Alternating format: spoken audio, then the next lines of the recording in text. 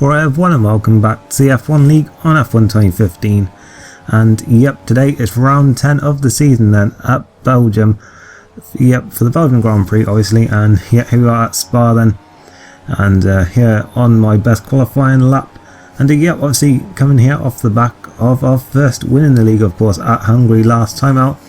And yep, still sort of, I guess you could say, a little bit on a high from that one, and obviously that was, as I said towards the end of the episode, was one of the things I wanted to do this season, having already picked up a few podiums. But yeah, now that we've actually got that win, sort of, yeah, I think that's pretty much the main thing I wanted to actually get done this season out of the way now, and I can sort of, I mean, I've been enjoying the season as a whole really, but I think I can sort of enjoy even more now, knowing that I've at least got one win under my belt. But obviously I'll be looking to get any more opportunities that come my way, so you know, never know. And obviously we'll start it up in second in the championship, but I think that Dizzy Cupid is too quick to be for me to be actually giving him a sort of proper challenge for the championship, even though I did get 25 points over him last time out. But yeah, I think he is just too quick, and yeah, obviously it's just sort of a case of trying to maintain the best of the rest thing, I guess, which is still going to be very difficult because there's a few others that I think on sort of just solid pace quicker than me, and we'll actually, you're going to see there's quite a lot actually who are on 1 lap pace quicker than me here.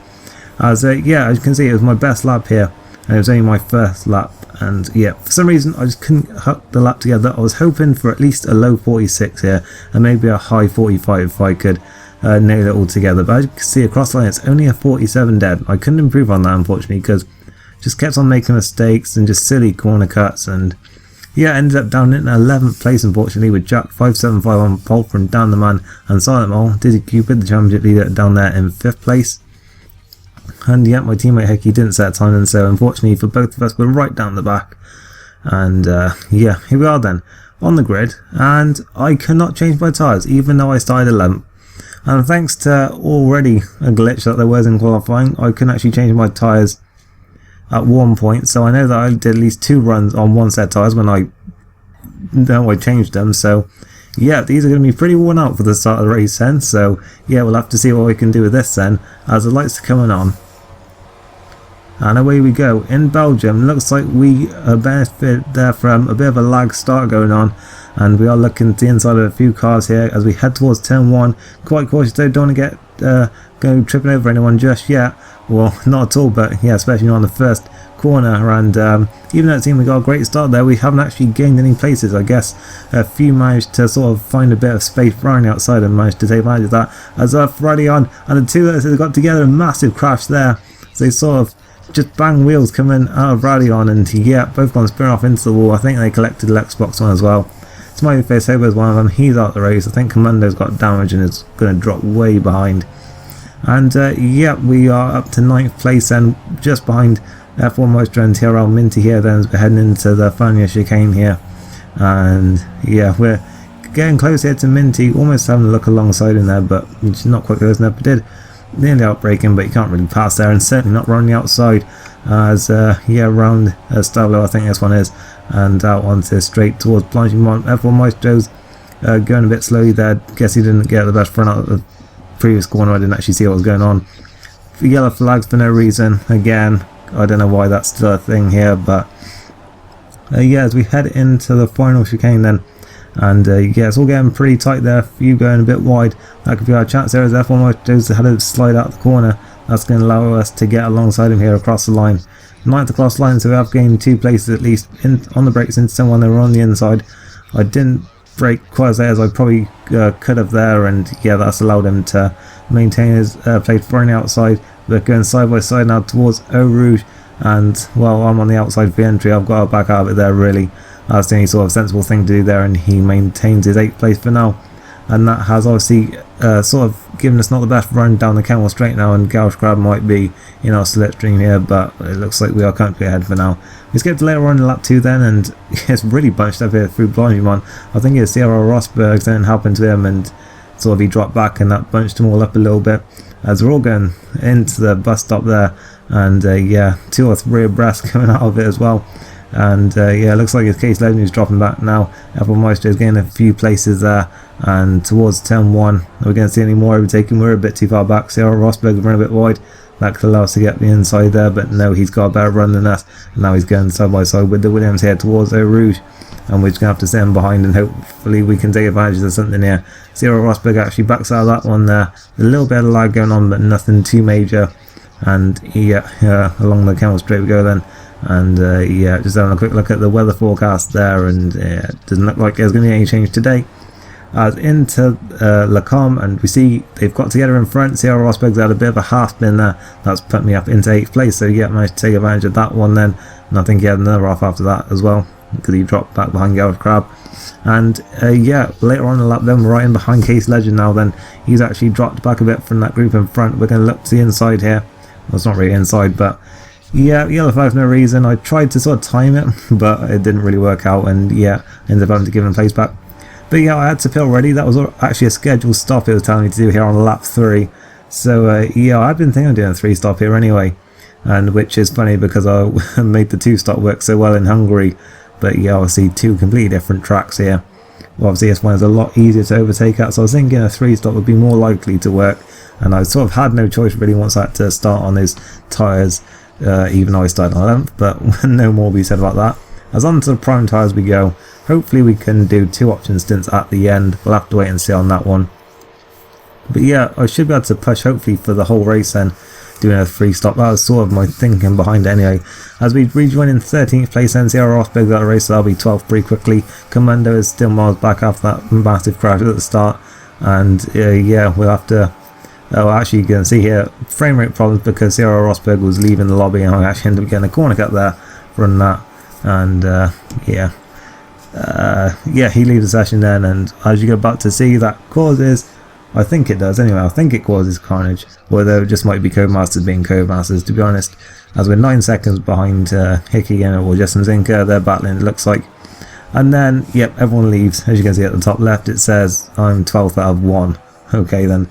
And yep, that's weird though. It seemed that everyone got kicked out, but for some reason it didn't kick me out. Although, having said that, I did lose connection to everyone, I guess you could say. So, yeah. Anyway, Codemasters fucked up again. That's basically it. And yep, a 25% race then to restart, just like in Russia. And yeah, because I'd actually done a scheduled stop, I was entitled to retake my 8th place. And as once again they all bunch up right before the line, and that almost causes carnage, but luckily no one goes spinning off this time.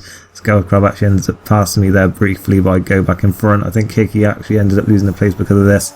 But anyway, we're going to come across the line then to restart the race proper then.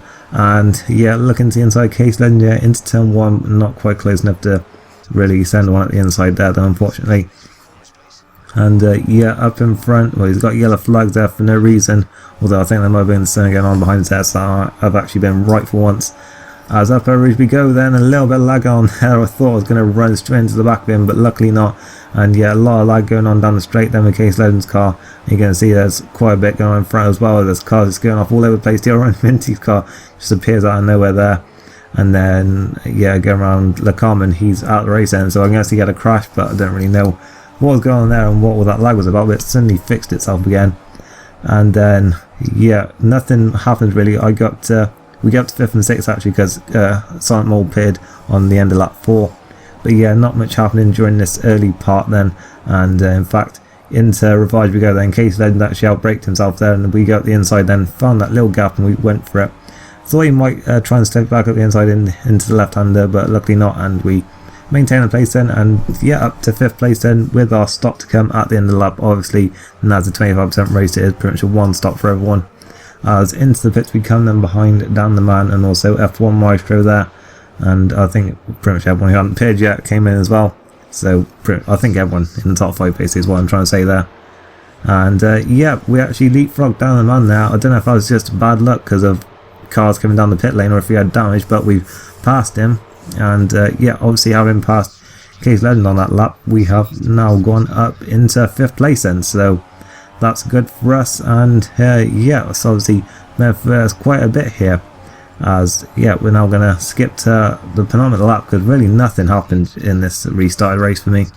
And yeah, Silent Mole then going quite slowly. He had been like about 5 seconds clear, but I think he had an instant with a lag car once again, and I think that gave him damage, so I think that's why he was going slowly. So once again, misfortune for him, unfortunately, and yeah, we could capitalise here then as he goes wide into Ravage. We weren't quite close enough as we were when we were going side by side with Casey Legend before, so couldn't go up the inside there.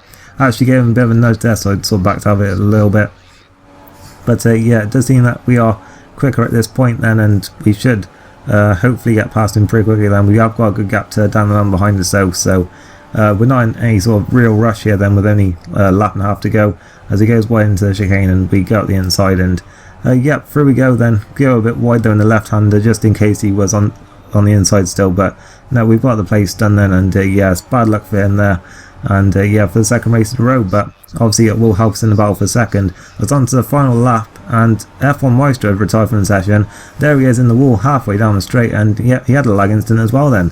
So yeah, that's bad luck there for both him and Silent Mole. I mean, yeah, F1 Maestro then not going to finish this race, and I have no idea how this happened, but again, we're on the podium. Across time we're coming for a third place at Belgium. And yeah, it didn't end there, because Silent Mole's now lost his front wing. Looks like he's got a puncture just from the way his car was there. I don't know what happened to him. And then I looked away just at the wrong moment, and Hamilton and Gulch Crab were like going side by side into the far chicane. They both went over it, and across the line they come there, and they both beat him to the line there. A bit controversial. They both cut the chicane there, but yeah, it looked like Hamilton was dive on him. And then Hickey here then in 10th place, right on the line, he gets the final point nicked by Commando, so unlucky for him there. And yeah, certainly an eventful finish to the race, as yep, for the 6th time then this season we are standing on the podium, and for the 5th time it's the 3rd place. So yeah, still no 2nd place, but I mean, we did get one in Brazil last season, but that actually was cut short though. So yeah, we've had 5 thirds and 1 first then, which has been our 6th podiums. And yeah, can't really complain with that then, and I think we did have quite a bit of luck on our side here today. Yeah, I'm not going to lie, but yeah, there we go then. 21 seconds behind Jack 575, who was absolutely flying all through this, and yeah, Diddy Cupid was second then, obviously extended his championship lead over us. And yeah, there's the race director then, only a 25% race, but still a fair amount going on here. Nothing involving us, so luckily. And yeah, there we go then. There's the final results for you on the screen. And yep, hope you enjoyed this one. If you did, a like would be appreciated. I'll see you next time then for the Italian Grand Prix. Thanks for watching, and goodbye.